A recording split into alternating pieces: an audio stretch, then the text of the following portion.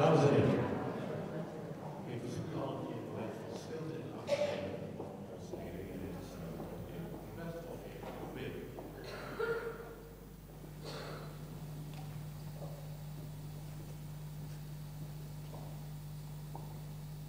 Dank u wel. Dan is hiermee deze bijzondere raadsvergadering geopend.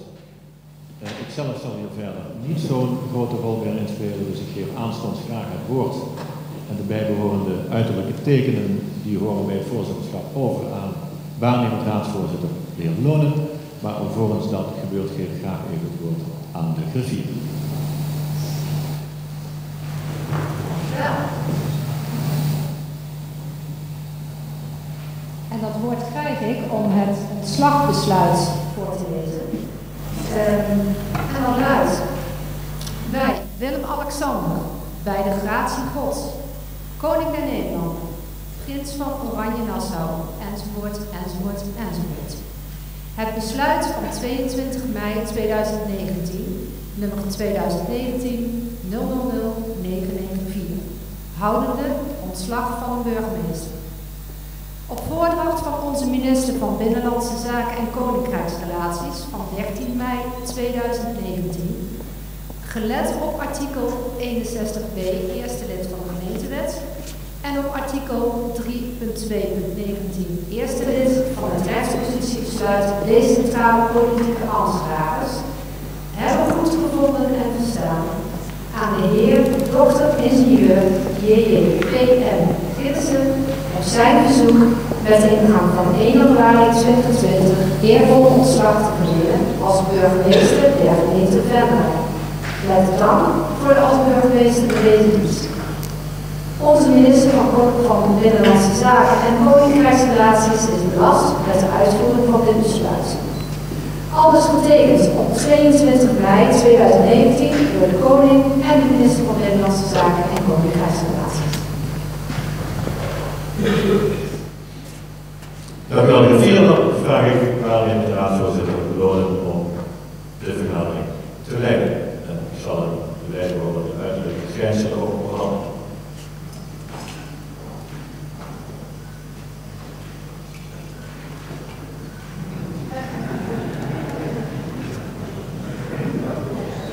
Dank u wel. Ik wil nogmaals iedereen van harte welkom heten op deze bijzondere vergadering. Raadsvergadering, kan ik verstaan. Ja, nogmaals welkom iedereen. En speciaal welkom ook aan Hans de Wilma en hun kinderen Hilde en Pieter en hun vriendinnen Kurt en Robert. Welkom. Ik wil ook een welkom heten aan gouverneur van Limburg, de heer Theo Bovens. Welkom hier. Fijn dat u aanwezig kunt zijn. We hebben een bijzondere raadsvergadering vandaag, zoals al gezegd. We nemen afscheid van onze burgemeester. En dat doen we natuurlijk met een bijzondere gelegenheid nog steeds. En iedereen weer aanwezig. En de raad zal daar ook officieel afscheid van nemen. En daarvoor wil ik als eerste het woord geven aan de heer Leenders. Die zal namens de raad een woord doen. Richting Hans en Wilma.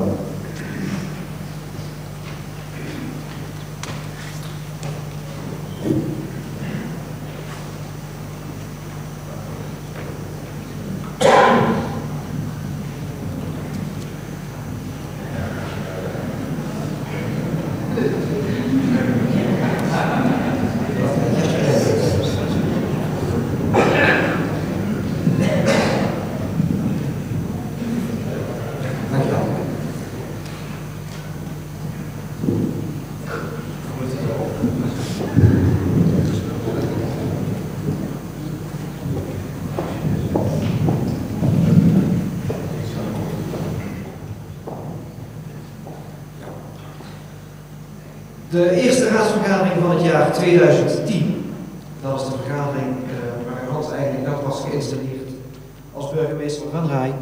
Dat was een vergadering voor cabaretiers, althans om in te lijsten. De microfoons die haperden, de raadsgriffier die was enige tijd zoek. Van het toeteren van de sousafoons kreeg je oorpijn. Het tellen van de stemmen bleek moeizaam. Er waren met volle mond en met slagroom op de lippen pratende raadsleden. Er was een fotogeile gemeentesecretaris die vanaf de ambtenarentribune aankwam sprinten om op de foto te kunnen met de nieuwe burgemeester. En er was een gebrek aan cadeautjes voor de afscheidnemende wethouders. Kortom, voldoende ingrediënten voor een toptheatervoorstelling. Dat waren niet mijn woorden. Dit waren de woorden die stonden op de voorpagina van de Pele Maas van donderdag 7 januari 2010. En daarmee vormde zij als het ware een soort van welkom in Venray, Hans. Geachte burgemeester, beste Hans, of moet ik zeggen joviale Hans, muzikale Hans, amabele Hans of lieve Hans. Het is voor mij een eer om je in deze bijzondere raadsvergadering namens de Raad van Venray te mogen toespreken. Bij je installatie in 2010 sprak gouverneur Frisse de Raad van Venray toe. En hij zei: Gielissen is een diplomatieke verbinder die altijd zichzelf blijft. Nu, bijna 10 jaar later, kan ik stellen dat Frisse geen treffendere typering had kunnen neerzetten. Jijzelf, beste Hans, jij zei destijds dat het niet meevalt in het openbaar bestuur. En je memoreerde aan de complexiteit van de samenleving en de hoge druk. En je zei, burgers moeten accepteren dat we ook gewoon mensen zijn. En dat laatste, Hans, dat was bijna profetisch over hoe wij nu terugkijken op bijna 10 jaar burgemeester Gielissen. Die gewone mens, die warme burgervader, de man die met oog, oor en hart deelde in het wel en wee van zijn Venrayse burgers. Feest of rouw, jij liep er niet voor weg, een echt mensenmens. Als burgemeester van Venray heb je het niet altijd even gemakkelijk gehad. Zonder uitputtend te willen zijn, asielzoekerscentrum, huisvesting arbeidsmigranten, vergeten driehoek, TBS-kliniek, coffeeshops, criminele jongeren, diverse slepende buurtconflicten. Een rode draad in die opsomming is dat jij je nooit verstopt hebt. Je benoemde problemen, zocht oplossingen en wilde die realiseren. En uiteraard kwam er weerstand en waren er zo nu en dan volle zalen met boze burgers. En dan stond je er ook om oplossingsrichting of keuze uit te leggen. Ook verkondigde je het geloof dat jij had in de Venrayse aanpak en dat verdedigde je. En dat deed je ook als het nodig was voor wethouders, ambtenaren of raadsleden. Daarmee dwong je respect af. Zowel bij voorstanders, maar ook bij tegenstanders in de politiek en de Venrayse gemeenschap. We kunnen er echter ook niet omheen dat dit en andere zware dossiers ook een zware wissel getrokken hebben op je privéleven. Op de mens Hans Gielissen. Want bemiddelen, conflicten mijden en proberen een compromis te bereiken is vaak een kwestie van een zeer lange adem, een hele dikke huid en veelvuldig overleggen. Namens de Raad van Venray spreek dan ook een oprecht dankjewel uit aan het adres van juffrouw Wilma, je kinderen, je familie en degenen die jou dierbaar zijn. Want door de zeer plichtsgetrouwe invulling van jouw taakopvatting van het burgemeestersambt hebben zij je veel moeten missen. En ik weet dat belangrijke familiebijeenkomsten qua prioritering het nogal eens hebben moeten afleggen tegen een vergadering of een bijeenkomst. Hans, jij deed die dan niet af met een ambtelijke vervanging of een waarnemend portefeuillehouder. Je was er zelf. Dat kenmerkt jou en ook daarmee dwong je respect af. Het afnemen van een défilé bij de Venrayse avondvierdaagse, het uitreiken van een prijs, het lanceren van een website, de verjaardag van een 100-jarige, het jubileumfeest van een vereniging, het organiseren of het dirigeren van een orkest bij Maestro. Zomaar wat voorbeelden waaruit blijkt dat men in de Venrayse gemeenschap altijd op de aanwezigheid van burgervader Hans kon rekenen. Maar die echte burgervader is er niet alleen op makkelijke persmomenten en een leuke foto. Die echte burgervader, de mens Hans Gielissen, was er ook in alle stilte. Zonder pers, zonder persoonlijke PR of poeha, als er een helpende hand, troostende woorden of even een schouder om op te leunen nodig waren. Het past in de discretie van die momenten, en ook nu, dat ik daar geen voorbeelden van noem, want velen van ons kennen die talloze momenten dat burgervader Hans aanwezig was. En ook vanuit mijn persoonlijke ervaringen in die situaties weet ik hoe enorm die belangstelling door betrokkenen en de Venrayse gemeenschap werd gewaardeerd. We hebben je leren kennen als een zeer rustige raadsvoorzitter. Altijd deed je een poging om iedereen aan het woord te laten komen, zodat ieder van de raadsleden kon zeggen wat hij of zij wilde. En als raadsleden gemaand moesten worden, gebruikte je een bescheiden klein belletje. Nu je toch weggaat, durven we te zeggen dat je daarvoor best ook wel eens een sousafoon had mogen gebruiken. Dat geldt natuurlijk niet voor mij, maar voor diegenen die dat echt nodig hadden. De meeste raadsleden wisten ook wel wat er ging komen als jij je zin begon met: nou mensen, nu vind ik. Dan duurde een discussie te lang, kwamen er te veel herhalingen of ging iemand verbaal over de schreef. Dat laatste komt gelukkig in Venray slechts zelden voor. Maar dat komt ook door jouw manier van voorzitten. Een stijl van niet op de voorgrond, maar proces en orde bewaken. En in de raadzaal zocht je naar het bewaren van de lieve vrede en het vermijden van echte conflicten. En daarmee heb je ook wel eens voorkomen dat er een stevig debat gevoerd kon worden, of gaf je niet altijd ruimte voor humor. Maar je stond wel echt boven de partijen. Je deed je uiterste best om de raad ook buiten dit huis zichtbaar te maken. Want waar je ook was, bij wie je ook was, als je ook maar ergens één raadslid zag, dan vernoemde je dat. Bescheidenheid en een zekere mate van nederigheid. Dat zijn eigenschappen waarvan jij vindt dat ze een goed bestuurder passen. Bescheiden en passende nederigheid. Als jij die eigenschappen al niet van nature had gehad, dan heb je ze de afgelopen jaren wel gekregen in je buitenhuis te Vredepeel. Hoe heb je het daar al die jaren kunnen uithouden, in de pastorie van het rectoraat Koningin van de Vrede? En nu ik mij hardop die vraag stel, realiseer ik mij dat ik het antwoord eigenlijk zelf al gegeven heb. Dat kan geen toeval zijn voor een burgemeester die de vrede wil bewaren. Vredepeel, wat zal het daar trouwens stil worden? De afgelopen jaren heb jij Vredepeel gemaakt tot de hoofdstad van Venray. Ontelbare foto's van morgenstond, ondergaande zonnen, besneeuwde velden en andere stillevens uit Vredepeel of uit de verre omtrek trokken via jouw social media accounts aan ons voorbij. Maar jouw luxe ambtswoning aldaar heeft ons ook een mooie traditie opgeleverd, het Vredepeelberaad. Dat was een initiatief van jou om ook buiten de raad te werken aan verhoudingen tussen fractievoorzitters. En dat heeft naar onze mening ook zijn vruchten afgeworpen. Daarover kan ik niet te veel in detail treden, want op jouw verzoek gold al die jaren en geldt nog steeds: wat happens in Vredepeel, steeds in Vredepeel. Eén kleine uitzondering. Op een van die avonden had jij keurig een deeltaxi geregeld voor het thuisbrengen van de fractievoorzitters. Toen je op het einde van de avond belde met de centrale, kreeg je ondanks eerder gemaakte afspraken te horen dat de deeltaxi niet naar Heide reed. In een gesprek dat wij als fractievoorzitters konden horen, leg je nogmaals keurig uit dat je daarover toch echt afspraken had gemaakt. De centralist hield echter vol en zij zei: wij rijden niet naar Heide. Menigeen van ons zou zijn boos geworden, maar Hans reageerde met een glimlach en uiterst vriendelijk. Maar u spreekt met de burgemeester van Venray. De andere kant was daar hoorbaar van onder de indruk, want zij reageerde met: dat zeggen ze allemaal, en de verbinding werd verbroken.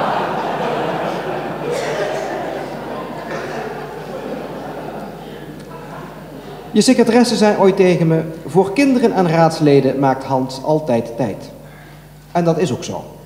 Menig Rijlander of basisschoolleerling heb je ontvangen voor een gesprek, interview, brainstormsessie of meeloopdag. Maar ook raadsleden konden altijd, ook 's avonds of in het weekend, op je rekenen. En altijd had je tijd voor vertrouwelijke gesprekken. Maar ook andersom, ongeacht achtergrond of een mogelijk verschil in politieke mening, jij durfde het aan met ons, en meer in het bijzonder ook met fractievoorzitters, om hen mee te nemen in jouw menselijke worstelingen, of je deelde zaken rondom veiligheidsthema's. Openheid, vertrouwen, de moed om je kwetsbaar op te stellen. Bewondering is er in het Venrayse voor de wijze waarop jij zonder papier en vaak schijnbaar spontaan een speech kon houden. Van opening tot bij een koninklijke onderscheiding, van jubileum tot bij rouw. En ik zeg schijnbaar spontaan. Want zo speechen zonder papier zoals jij dat lukt en deed, dat kan alleen als je weet waarover het gaat. En dat lukt alleen als je een gedegen voorbereiding hebt gehad en je hebt ingelezen. En zover wij hebben kunnen ontdekken, heb je daarbij nooit de plank misgeslagen. Dus voorbereiding, dossierkennis. En daarmee heb ik weer 2 kenmerken van burgemeester Hans Gielissen benoemd. En natuurlijk mag ik jouw gevoel voor humor niet onvermeld laten. Iedereen kent wel de voorbeelden en de wijze waarop jij invulling gaf aan bijvoorbeeld de sleuteloverdracht tijdens carnaval en je sketches en filmpjes met Dekensmeets, thans Monseigneur Smeets, bisschop van Roermond. Een vriendschap die door intimi in de politiek ook wel eens gekscherend, maar met respect, Don Camillo en Pepone wordt genoemd. Minder bekend is waarschijnlijk dat je ook, overigens hele keurige, politiek getinte moppen tapt, maar ook de wijze waarop je met humor en met politieke zelfspot een goed glas rode wijn begroet. Ik keer terug naar de Pelemaas van 7 januari 2010. Hans Gielissen moet Venray weer glans geven. Zo luidde toen een kop. Volgende week mag die kop wat ons betreft zijn: Raad van Venray maakt de balans op. Gielissen heeft Venray glans gegeven. Geachte burgemeester, beste Hans, joviale Hans, muzikale Hans, amabele Hans of lieve Hans. Namens de Raad van Venray wil ik je oprecht bedanken voor je inzet, betrokkenheid en je goede werk in en voor Venray. Dank je wel dat je in leuke en minder leuke momenten onze burgemeester, onze burgervader wilde zijn. Dank je wel voor je oprechtheid, je openheid. Dank je wel dat jij Venray opnieuw een menselijk gezicht hebt gegeven. Zoals de Venray zeggen, het gedo goed, hoi je wa, of zonnegoeie hebben wij nog niet gehad. En als voorzet voor de plaatsvervangend voorzitter van de Raad. En ter afsluiting, politici anno 2019 willen graag criteria. En die wil ik graag samenvatten. Hans Gielissen heeft zich door zijn wijze van besturen uitzonderlijk verdienstelijk gemaakt voor de gemeente Venray. Open, transparant, benaderbaar, zich kwetsbaar durven opstellen en een vriendelijk gezicht gevend aan het openbaar bestuur. Hans Gielissen heeft een bijzondere prestatie geleverd door als bruggenbouwer verschillende belangen te hebben verbonden. En als voorbeelden daarvan benoem ik bijvoorbeeld de relatie met onze Duitse buren, bijvoorbeeld bij Volkstrauertaak of dodenherdenking, bemiddelen bij burenconflicten, belangengroeperingen en onderlinge politieke contacten. En Hans Gielissen heeft een bijdrage geleverd aan het positieve imago van Venray. Venray staat in de regio weer op de kaart, geen haantjesgedrag, of zoals Hans dat typerend zegt, wij zeggen niet dat we een gidsgemeente zijn, dat laten anderen wel doen. Ik durf te stellen dat Hans Gielissen met zijn werk als burgemeester van Venray het welzijn van de gemeente Venray en haar burgers heeft bevorderd.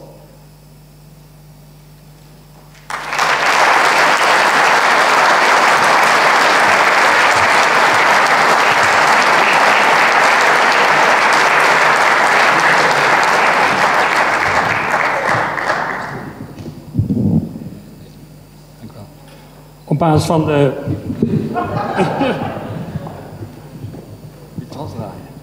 Oké. Op basis van de voorstaande speech die de heer Beens heeft voorgedragen, wordt de Raad voorgesteld om de zilveren ereblijk van de gemeente Venray toe te kennen aan de heer Hans Gielissen. Kan de gemeenteraad hiermee instemmen?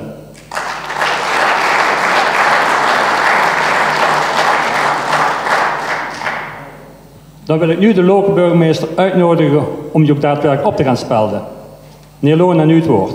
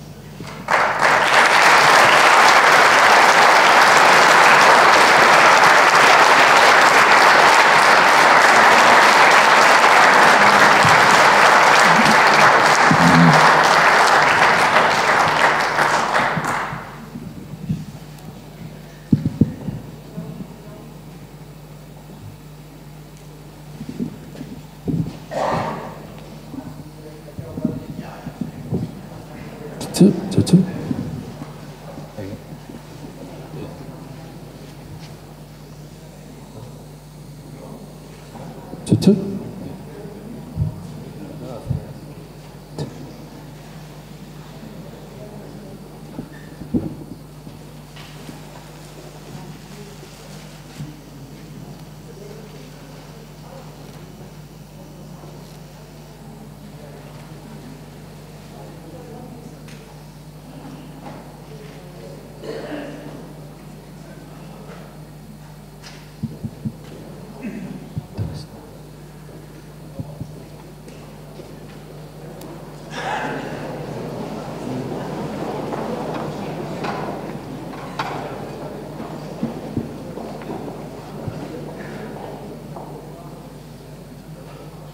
Ja hoor.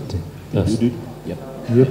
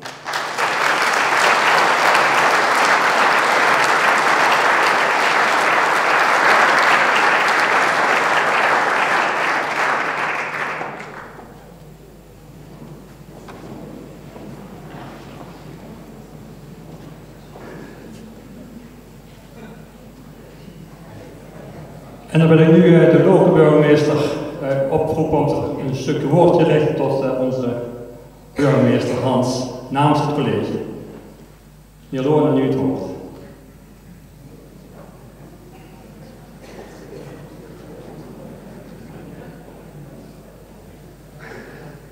De ene is nog een stukje langer dan de andere volgens mij. Oh. Michael?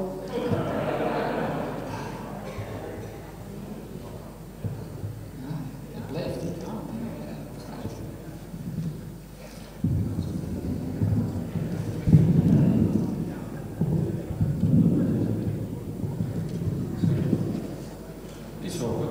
Ja.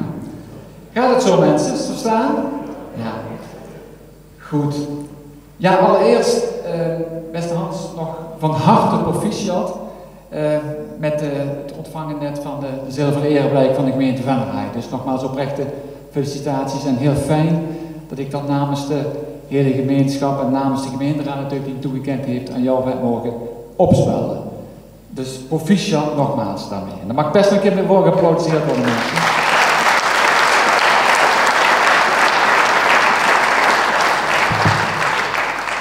En daar waar ik dadelijk misschien dingen nog een keer vertel die de vorige spreker Martin Leenders al verteld heeft, dan bedenkt u maar mensen, als het 2 keer gezegd wordt, dan moet het waar zijn.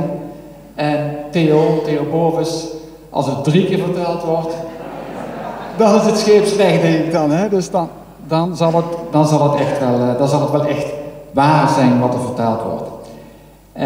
Beste Welma, beste Hilde en Robert, beste Pieter en Rut en geachte burgemeester, of beste Hans.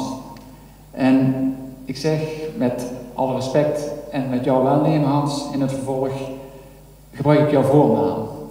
Want ik denk in de tijd, als we terugkijken op jouw burgemeesterschap, dan was jij onze burgemeester, maar jij was wel burgemeester Hans. Iemand die ontzettend benaderbaar was en vooral heel gewoon. Gewoon onder de mensen. En ja, tussen de dankwoorden die nu allemaal gesproken worden en morgen zal het ook nog wel een dag worden van allerhande loftuitingen, mag ik namens het college een aantal woorden tot jou richten.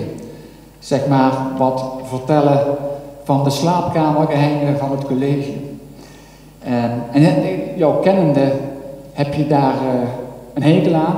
Je bent niet zozeer iemand van dat er over jou gepraat wordt en dat er van allerlei positieve dingen verteld worden, maar ja, je ontkomt er niet aan. Je zit ook heel erg gemakkelijk in je stoel nu dan, hè? Dus dat zie je. Maar het hoort erbij, Hans, het hoort bij een afscheid. Dus laat het maar gewoon, zou ik zeggen, over je heen komen. En de burgemeesterschap, beste mensen, en de raadsleden voorop, het burgemeesterschap, dat lijkt misschien allemaal wel zo spannend, maar als je vanuit het college daar wat dichterbij mag staan en bij mag zitten, dan valt dat dan misschien wel mee. Zo heel spannend is het nou ook allemaal niet. Het leven van een burgemeester is vooral heel intensief en vooral heel erg druk. Je bent heel veel onderweg. En Hans heeft zich daar zeker in de afgelopen jaren niet onbetuigd ingelaten. Hij is hij was, maar dat is hij eigenlijk nog altijd, hele plichtsgetrouwe en een hele harde werker. Dat is meermaals gezegd, maar beste mensen, dat is echt zo. En als ergens voor iemand geldt, arbeid adelt, dan is het echt voor Hans Gielissen. Die heeft, als je per uur betaald zou worden, Hans, dan zou het heel erg mager geweest zijn.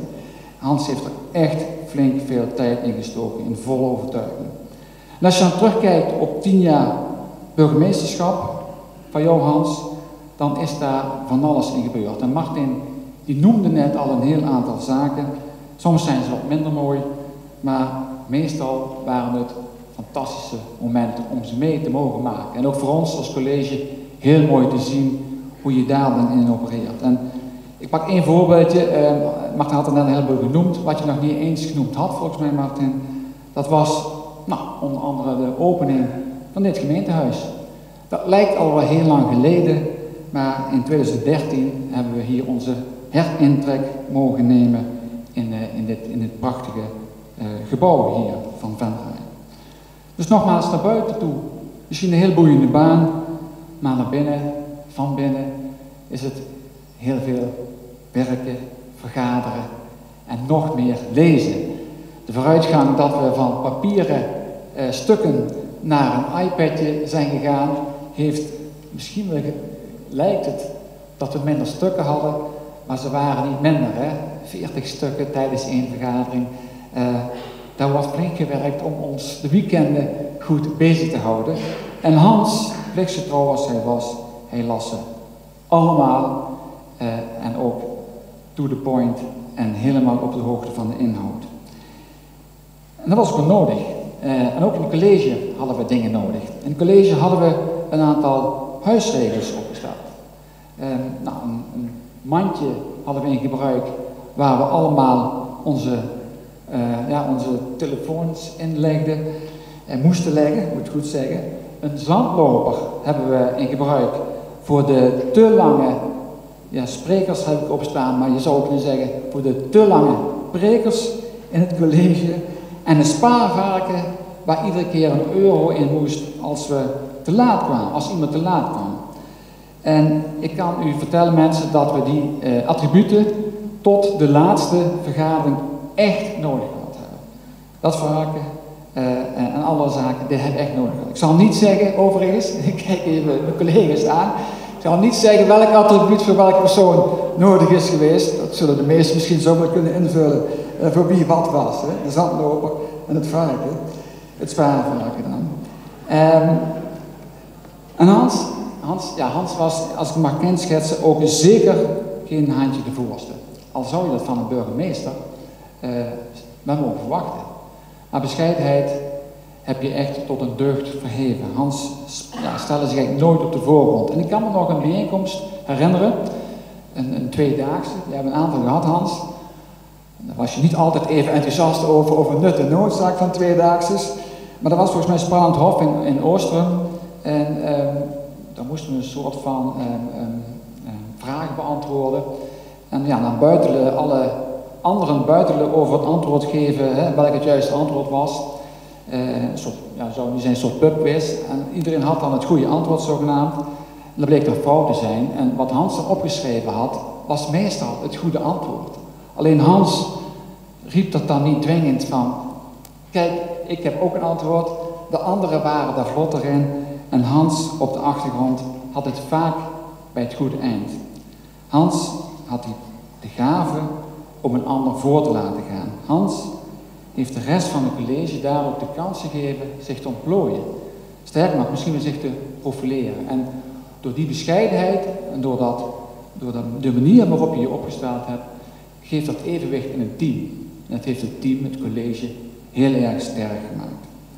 En als op iemand de term dienend leiderschap van toepassing is, dan is dat op Hans. Dienend leiderschap. En Hans, wij zijn als college, zijn we daar jou heel erg dankbaar voor dat we die ruimte gekregen hebben.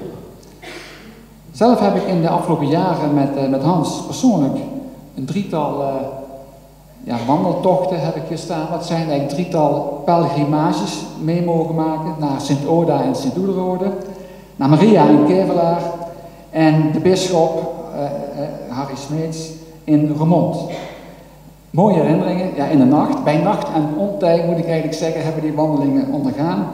En het zijn mooie herinneringen, Hans, die we samen koesteren. En die drie tochten, of die drie, ook misschien met een religieuze inslag, brengen mij een beetje bij ook de bisschop, brengen mij een beetje bij de rode draad die in jouw 10-jarig burgemeesterschap heeft gegolden. En de rode draad niet in de zin van een politieke rode draad, maar meer de rode draad in wat je voorstond. En de rode draad die ik op jou van toepassing wil verklaren, is geloven. Geloof hebben. Dat is de rode draad die voor Hans geldt. Even een strikvraag aan Hans. Vandaag is het vrijdag de 13e. Voor bijgelovige mensen is dat een lastige dag. Niet voor Hans overigens. Hans is dokter-ingenieur, Hans is een rationalist. Maar hij heeft wel wat dingen met dit soort zaken. Hij weet van elke dag, wat voor heilige zijn of haar naamdag heeft. Ik heb het nagezocht, Hans. Je verslaat me er. Wat is vandaag de naamdag van? Weet je dat? Lucia bij Syracuse. Het gaat over de ogen dan. Hè? Dat heb ik je nou toch een keer kunnen betrappen daarop. Maar Hans, Hans die had daar wel altijd iets mee. Geen bijgeloof. Hans woonde ook, en dat heeft Martin al gezegd, in de pastorie, met heel veel plezier. Van het rectoraat Vredebeelden en de pastorie, ja. Ik heb hier opgeschreven, dat is de geest van tante Til. En Twan moet dat weten, hè, Twan Jansen hier, ja, tante Til. Die geest waarde daar nog rond. Bijna letterlijk, dan kunnen de raadsleden of de fractievoorzitters kunnen over meepraten. Maar wij hadden daar als college, elke maand, de laatste tijd een beetje veel water, hadden we daar onze pastorie-sessies. En die waren trouwens zeer waardevol. Met een goed glas wijn, geen miswijn, met een goed glas wijn hebben we daar een aantal zaken kunnen bespreken. Waar we ook later ons voordeel echt mee gedaan hebben. Dus ja, dat was wel bijzonder.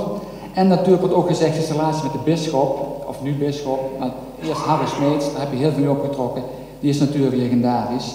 En daar is ook tussen jou en Harry Smeets is echt een vriendschap ontstaan. En die vriendschap zat misschien een beetje in het pragmatisme, wat past bij het katholieke geloof. En dat katholieke geloof, dat is heel makkelijk. Hè, als je een zonde begaat, dan doe je weer je goedje en dan is het weer voorbij. Maar dat past wel bij jou. En we hebben dat een hele mooie manier meegemaakt. Dat was bij de wandeltocht die wij naar Kevelaar maakten. Dat wij, ja, we hadden gezegd tegen de bisschop-elect was het toen, hè? Geloof ik wel Hans, hè? Je was al benoemd. En we zeiden, we gaan 's ochtends om 6:00 vanuit Smakt lopen we aan. En het zou goed zijn, nou ja, gelovig of bijgelovig dat we zijn, dat we zouden een kaarsje op willen steken in de kapel, om daarmee dan een goede tocht te maken. En je had ook tegen de bisschop gezegd van, wij gaan dan weg. Nou ja, misschien in de stille hoop dat hij wat zou komen. En dan stonden wij om 6:30, of 6:15, donker. En ja, de kapel was dicht, hè? De kapel was dicht in de Smak, dus geen kaarsje opsteken, geen wezen groetje. En dan komt de bisschop aangereden in zijn witte mini. Angel on board, hè? Grote sticker heeft hij op zijn auto zitten. En ja, hallo.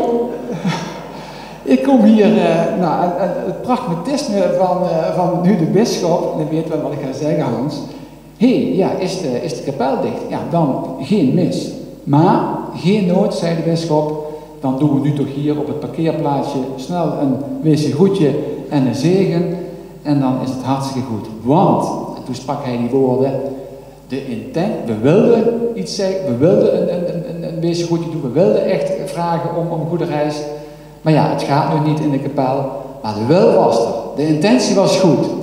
En sinds, als we telkens ons iets voornemen, als je iets gaat doen, dan zeggen de intentie was er, Hans. En die hebben we telkens gebruikt. De intentie, als die er maar is, en dat past bij dat pragmatisme van het katholieke geloof. En de intentie, en daar gaat, en daar wil ik om je eindigen, Hans, daar gaat het, bij het burgemeester zijn, gaat het erom. Niet om geloof, bijgelovig zijn, maar het gaat om geloof in mensen. Dat geloof in de mens, dat kenmerkt het burgemeesterschap van jou, Hans. En dat uitte zich in oprechte aandacht voor iedereen. En dat uitte zich in het ruimte geven aan een ander. Jezelf kleiner maken om anderen te laten groeien. Dat kenmerkt een groot mens. Dat kenmerkt jou, Hans. Namens mezelf, namens het college, namens alle mensen en hele gemeenschap van Venray wil ik je hiervoor oprecht danken. Hans, dank je wel.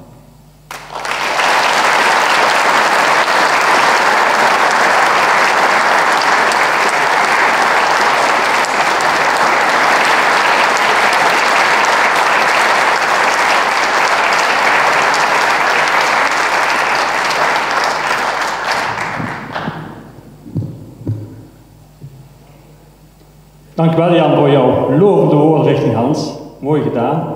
En met die lovende woorden in gedachten wil ik de gouverneur van Limburg uitnodigen, de heer Bovens. Meneer Bovens, ik zou u het gestoelte willen geven.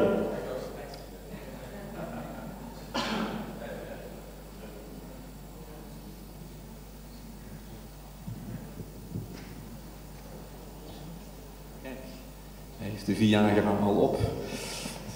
Hij zakt niet meer, de microfoon. Goed. Ja, dat zeggen ze wel. Je hebt een Viagra-microfoon en dan gaat dat ding omhoog. God, dat hadden ze van de gouverneur niet gedacht, volgens mij. Maar goed. Geachte burgemeester Gielissen, beste Hans. Mevrouw Gielissen, beste Wilma, dochter Hilde, zoon Pieter, echtgenote met vriendin. De raadsleden van de gemeente Venray hier voor me. Het is voor de eerste keer dat ik eens over de hoofden van een raad kan spreken. Dat vind ik wel een heel mooi beeld. Commissieleden van Venray, de collegeleden van Venray, management en de ambtenaren hier aanwezig. Collega burgemeestersgeplicht, dames en heren. Venray is niet zo ver gelegen van Maastricht als wel eens wordt gedacht.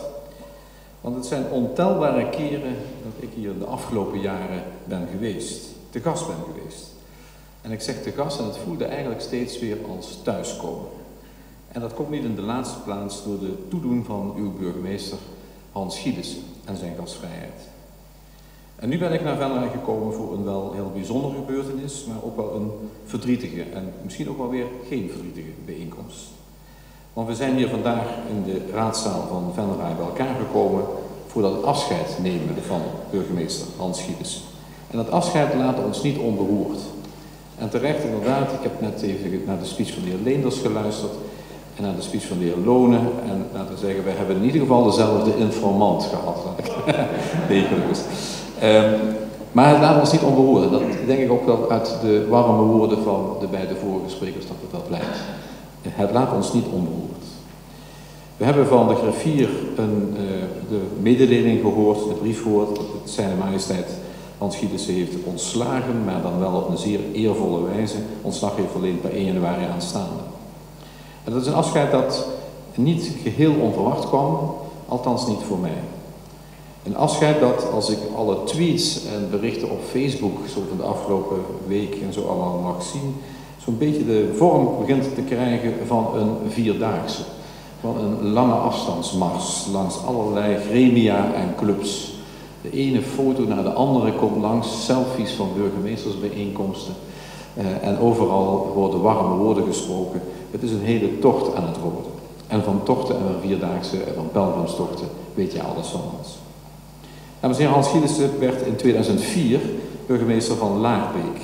En hij trad daarmee in de voetsporen van zijn vader, die van 1947 tot 1973 burgemeester van Gennep was. Geboren in 1957 in Gennep was Hans Gielissen Limburger en het karakter van de Limburger is hij altijd trouw gebleven. In 2010 meldde Hans zich voor het burgemeestersambt bij u hier in Venray. En een onbekende was hij voor u niet. Immers vanaf 1992 tot 1996 was hij al een keer in Venray directeur middelen en tevens loco-secretaris geweest. Hij kende dus de gemeente op zijn duimpje. Ikzelf heb Hans Gielissen in mijn tijd als gouverneur, en dat is inmiddels toch alweer ruim 8 jaar, leren kennen als een mensenmens, geen scherpslijper en iemand met het hart op de juiste plaats, betrokken en een groot bindend vermogen. En als je deze zaken zo even opleest, dan denk je, ja, dat kun je over veel mensen zeggen, maar hier is het echt van binnenuit gemeend. Hij zoekt voortdurend de dialoog op, met het bestuur, met de bevolking. Maar hij gaat de uitdagingen daarbij niet uit de weg.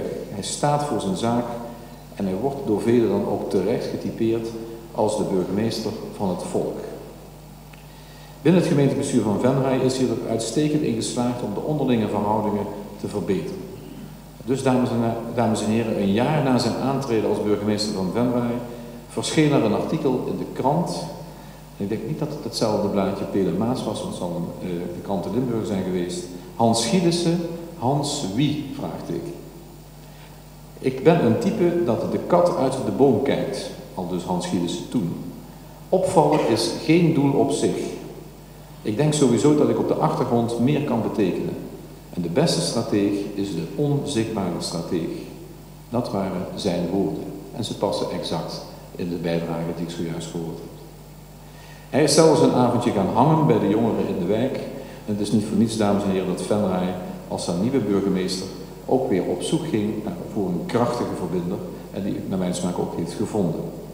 En men hoopt ook weer dat de nieuwe burgemeester een jaartje of 10 blijft hangen.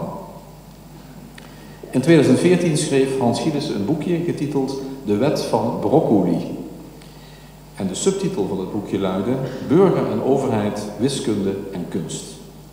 Het zijn veel eigen zielenroerselen, een beetje filosofisch. En hij kwam destijds op een idee om het boekje uit te brengen omdat hij 10 jaar burgemeester was. De tijd vliegt. De ene houdt een feest, de ander doet niets of laat een orkest komen. En ik wilde iets doen in de vorm van geestelijk voedsel, aldus Hans Gielissen. En eigenlijk is deze titel aan zich nog niet eens zo vreemd. Want volgens velen is broccoli, u kent broccoli, al die groene groente, de enige echte supergroente. Het probleem echter met broccoli is dat de ene het broccoli wel lust en de ander lust het gewoon niet. En de jeugd gruwelt er vaak van. En waar je sowieso voor moet uitkijken is dat de broccoli vaak veel te slap gekookt is. Dames en heren, Hans Gielissen was ook geïnteresseerd in, en dan moet ik zeggen in zaken of in het stuk of het werkveld van de openbare orde. En daar stond hij steeds voor zijn zaak. En dat was nodig ook. Want op het gebied van de openbare orde is er nog wel eens wat te doen geweest in Venray.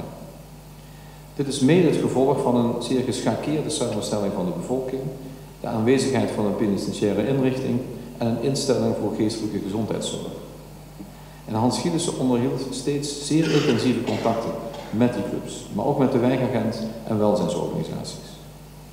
En Hans beschikt over een zeer groot rechtvaardigheidsgevoel. En het is dan meer dan logisch dat een volgende stap, een volgende baan in zijn carrière hem bij de rechtbank brengt. En ook het vluchtelingendossier werd net genoemd, de komst van een AZC naar het Roekenbos in Wittelswijk met uiteindelijk 450 vluchtelingen, heeft veel van zijn kunnen gevergd.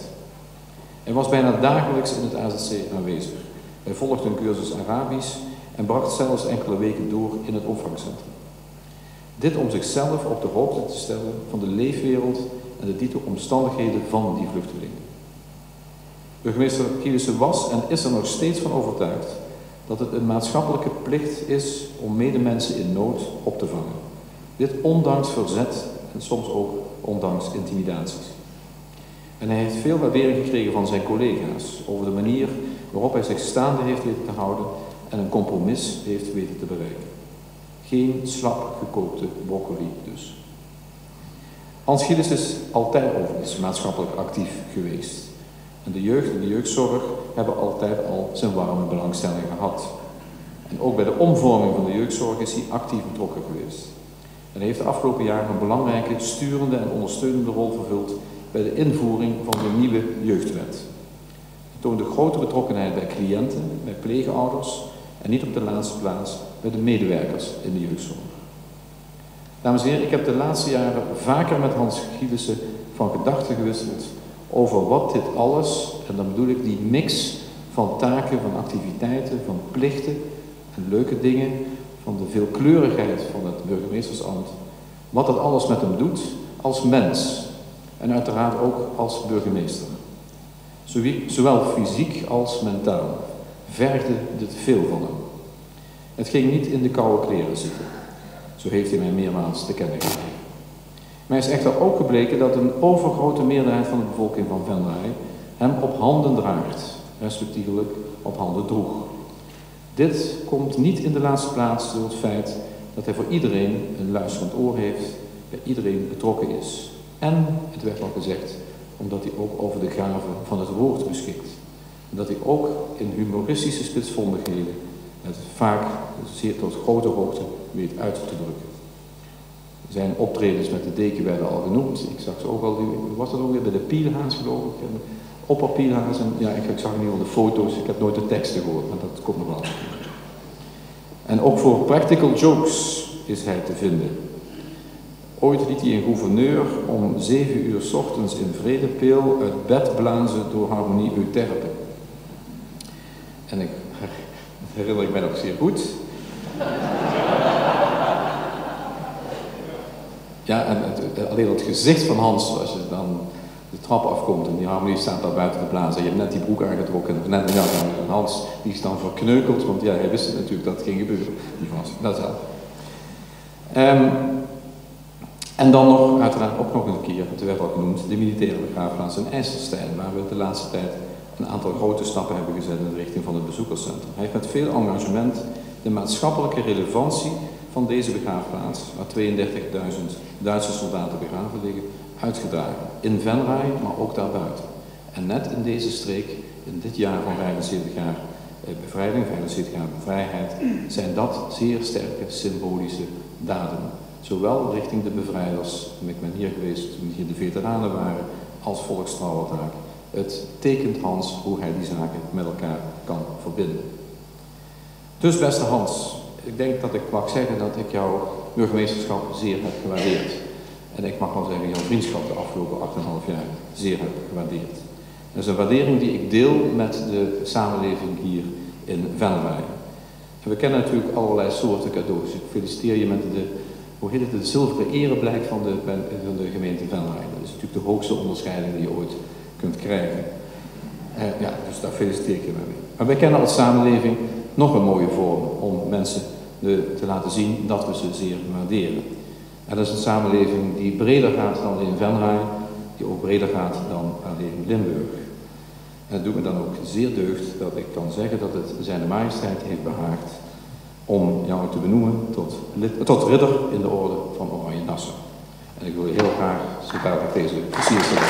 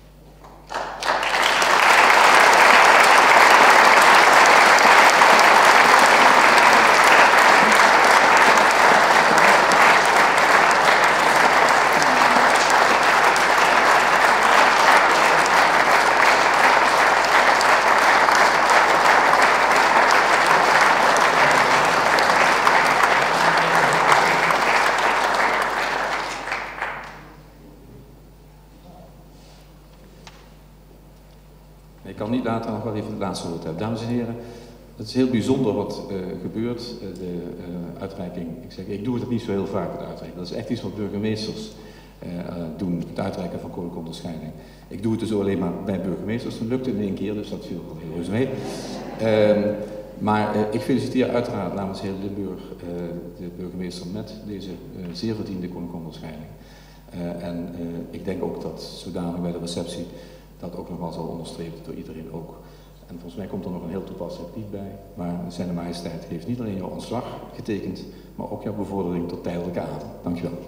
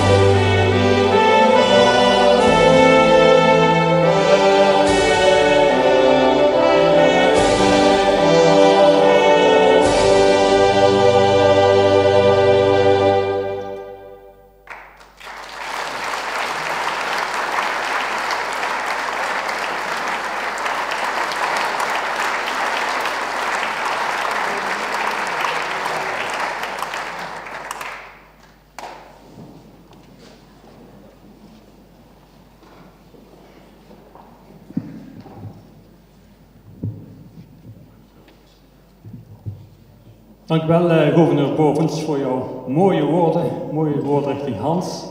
En natuurlijk je onderscheiding die je namens de koning hebt mogen uitreiken. Heel bijzonder. Maar na 2 onderscheidingen, 3 indrukwekkende toespraken, denk ik wel, wordt misschien toch eens tijd dat de persoon wat vandaan gaat, Hans, dat jij eens wat gaat zeggen. Wellicht dat je op het woord wil nemen om ook iets te zeggen. En dat wil ik jou nu de gelegenheid toe geven. Hans, aan jou het woord.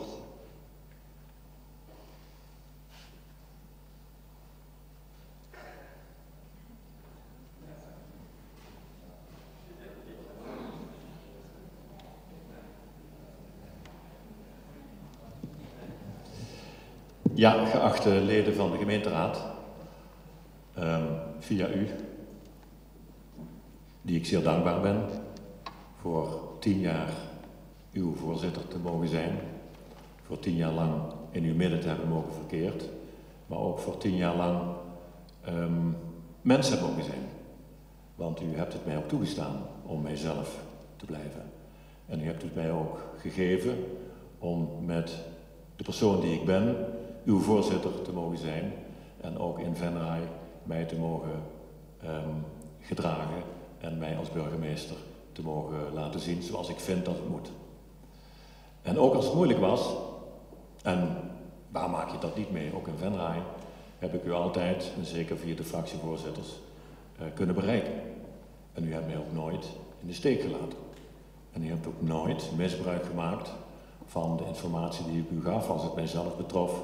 Hebt u daar nooit, maar dan ook echt nooit, in deze raadzaal naar verwezen. Maar u hebt mij altijd begrepen. En dat is ongelooflijk belangrijk om op die manier je werk te kunnen doen. En ik zeg wel eens, volgens mij kun je dat ook alleen maar in Venray meemaken. Dat dat zo goed werkt. En ik ben u daar echt oprecht dankbaar voor. En zeker, maar dat geldt voor alle raadsleden, maar zeker de fractievoorzitters wil ik ongelooflijk danken voor het feit dat ze ook altijd met me meedachten. En ze zullen vaak gedacht hebben als ik weer een rondje fractievoorzitters belde, oh, wat zou die nou weer hebben? Maar u nam altijd op en hebt mij nooit, maar dan ook echt nooit, in de steek gelaten. Ik wil u daar bijzonder hartelijk voor danken. Ik wil ook de inwoners van Venray natuurlijk geweldig bedanken voor de warme baden die ik daar toch altijd mocht ondergaan en mocht beleven. En natuurlijk, er zaten ook avonden tussen en diverse sprekers verwezen daar ook naar, waarvan je denkt, ja, dat was niet een warm bad, maar dat valt een beetje onder de categorie koude douche. Maar ook dat is natuurlijk heel gezond. Een gezonde sauna bestaat uit op de tijd een heet bad en dan weer onder een koude douche en dan weer een heet bad. De hete en de warme baden, dat zijn wel de onderdelen van die afgelopen 10 jaar die mij het meeste zullen bijstaan. Ik wil ook de gouverneur bedanken, want hij verwees ook naar een aantal keren dat we elkaar ontmoet hebben. En als burgemeester ben je soms in een gemeente toch een wat eenzame figuur. Hoe goed iedereen het ook bedoelt, maar soms zit je met een worsteling waar je eigenlijk alleen maar met iemand over kunt praten die niet in Venray zelf woont, maar wel snapt waar je het over hebt. En dan is een gouverneur toch eigenlijk een soort vertrouwenspersoon met wie je heel veel dingen kunt delen. En op dat punt kan ik ook niet anders zeggen dat de contacten altijd buitengewoon goed waren en ik de gouverneur ook altijd heb gevoeld als een steunpilaar. En ook hij behoorde tot de categorie, hij neemt altijd de telefoon op als je belt. En mocht hij dat niet kunnen, dan belt hij altijd terug. Dat is altijd nog gebeurd. En hartelijk dank daarvoor, gouverneur. Jan, de spreker namens het college. Dat college. Ik heb 10 jaar lang hier in het college mogen acteren. En dat college is toch altijd een team geweest. Natuurlijk binnen de muren en binnen de deuren van zo'n collegevergadering, zo'n collegekamer, daar vallen ook wel eens pittige discussies. Maar we hebben ook, ik kan me niet 1 collegevergadering herinneren dat we niet hebben gelachen. Er was altijd wel iets leuks waar we dan nog gebruik van maakten om de sfeer goed te houden. En dat is heel waardevol als je met z'n allen die sfeer dermate goed houdt, dat je ook iets hebt van iemand die naar een van ons wijst naar ons allemaal. Dat gevoel heb ik altijd hier gehad. En ik denk dat dat ook goed is en dat dat ook wel een stukje kracht toont van een slagvaardig bestuur. En ik denk ook, ik hoop ook, dat we naar buiten toe dat ook altijd hebben mogen uitstralen. Daar zit wel een team dat het met elkaar kan vinden. En dat is voor iedereen een beetje geven en een beetje nemen. Dat hebben we altijd gedaan. En zeker de pelgrimages die ik met Loco Jan heb mogen volvoeren, die zijn ook zeker de moeite van het herinneren waard. Want je kunt zich voorstellen, je kunt zich dat al voorstellen als je 10 uur lang met zo'n man moet lopen, midden in de nacht. Dan heb je heel wat uit te wisselen.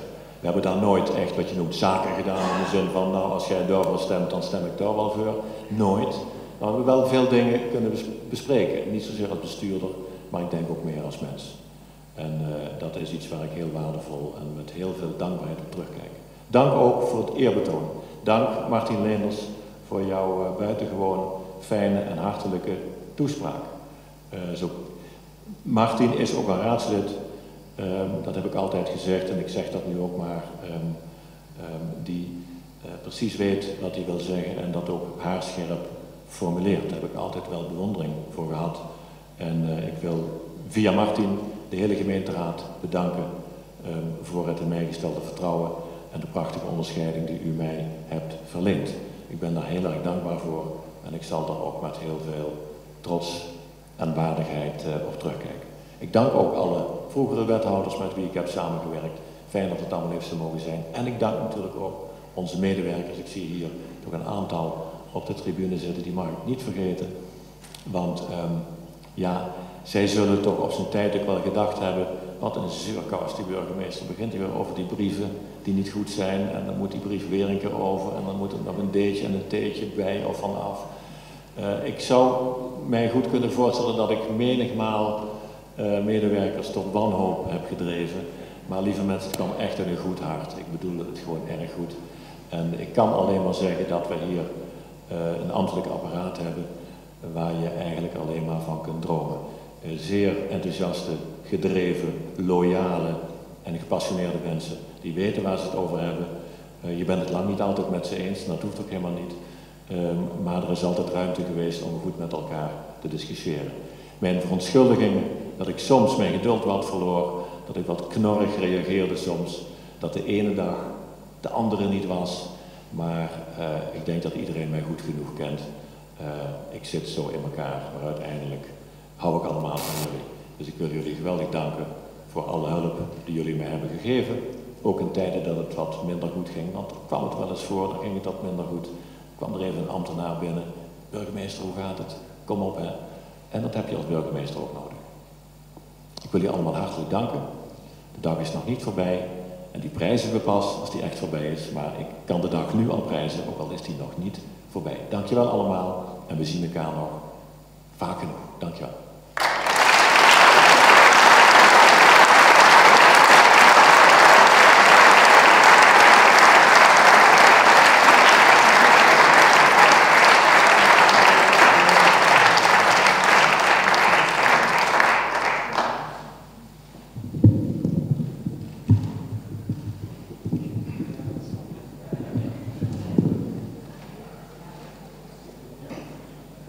Hij is hoog genoeg.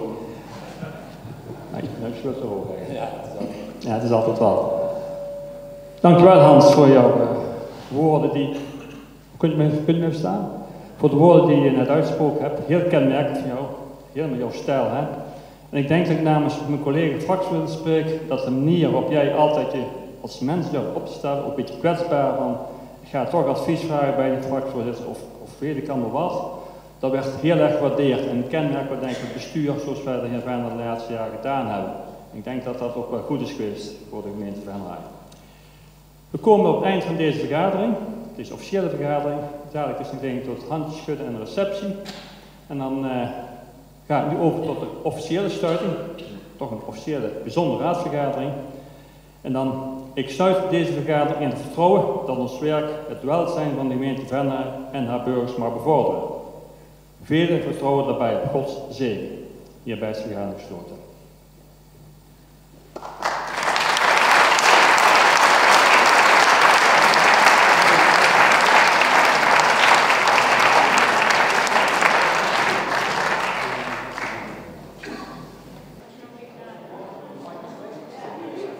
We hebben zojuist kunnen kijken naar het afscheid van burgemeester Hans Gielissen als burgemeester van Venray. Daarbij heeft hij een mooie koninklijke onderscheiding gekregen. Allereerst Hans proficiat. Hoe voelt dat, ridder? Ja, dat is heel bijzonder. Ik kende het gevoel niet, dus nou weet ik hoe het voelt. Ik moet er even aan wennen. Ja, meestal heb je altijd aan de andere kant gestaan van de medaille, laat ik het zo zeggen. Maar zeer vereerd. Ja, zeker. Ik heb inderdaad vaak aan de andere kant gestaan. Ik heb dat vanmorgen nog eens proberen uit te rekenen. Dat zijn er toch meer dan 100. Dat is een heel ander gevoel dan nu aan weer die andere kant staan. Ik moet er even aan wennen. Ik ben er zeer ontroerd van. Dus ik ben daar heel erg mee vereerd. Heel veel lovende woorden vanmiddag van zowel de raad als van het college en van ook de gouverneur. U heeft Venray glans gegeven, zei meneer Leenders. Vindt u dat zelf ook? Nou ja, wie ben ik om dat te zeggen? Ik heb in ieder geval mijn best ervoor gedaan. En of dat is gelukt, dat moeten anderen dan maar beoordelen. Ik heb wel geprobeerd daar wat aan bij te dragen, ja. Hans Gielissen is nu geen burgemeester van Venray meer. Officieel denk ik pas 1 januari, maar oké, die snipperdagen die zijn nu gegund. Wat gaat Hans Gielissen na 1 januari doen? Ik ga een paar dagen rust nemen en dan ga ik in januari beginnen bij de rechtbank Limburg. En welke functie? Ik word daar bestuurder. Een rechtbank heeft 3 bestuurders en ik ben 1 van die 3. Wat wilt u de burgers van Venray nog meegeven, behalve wat u net nog allemaal gezegd heeft? Nou, laten we met z'n allen blijven werken aan een verdraagzame samenleving. We krijgen best moeilijke tijden met veel opdrachten en opgaves om de wereld leefbaar te houden, het milieu leefbaar te houden. We moeten met elkaar ook door 1 deur blijven kunnen. Daar moeten we in investeren. En als het ergens moet lukken, dan is dat de Venray. Dus ik heb daar alle vertrouwen in. Een boodschap hoef ik denk ik niet echt mee te geven. Ik wens u heel veel succes in de toekomst en een goede gezondheid. Hartelijk dank en het gaat jullie allemaal goed.